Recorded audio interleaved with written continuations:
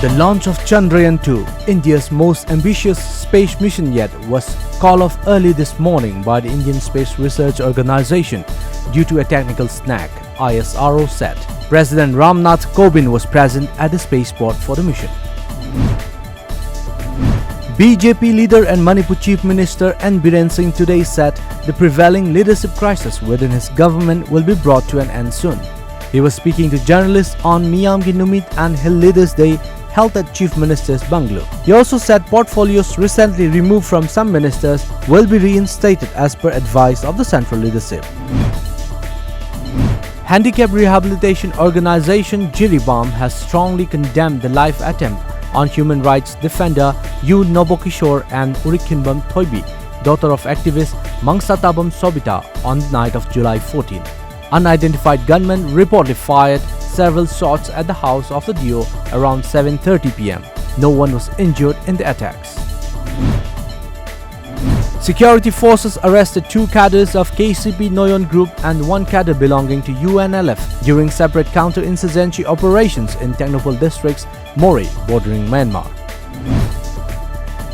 Yurembam Mukul Singha of Hojai will represent India in the 10th Junior Asian Taekwondo Championship to be held on July 21st and 22nd in Amman, Jordan.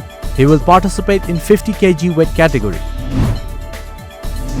With the flood situation becoming grim in Assam and affecting a large number of people, the 2 persons who lost their lives due to the deadly disease have been identified as Kamruch Jaman and Tarun Bora. The flood situation in plain belts of West Garo Hills continues even after the rains have subsided in the past 2 days, with the water levels continuing to rise despite the lacking of rain in the area. The plain belt of WGH has been declared flood-hit area. The announcement is expected to help at least 1.1 lakh people who have been affected by the current overflow, with the number expected to rise even further in the coming days. At least 5 districts in Tripura are reeling under floodwaters due to unprecedented incessant rainfall since Saturday. Among the top 5 districts affected due to floodwater, the worst affected is the West Tripura district. The number of civilian casualties in insurgency-related violence in the northeastern states till March this year is more than the casualty suffered by the insurgent organizations. This comes close against centre's claim of declining insurgency in the northeast.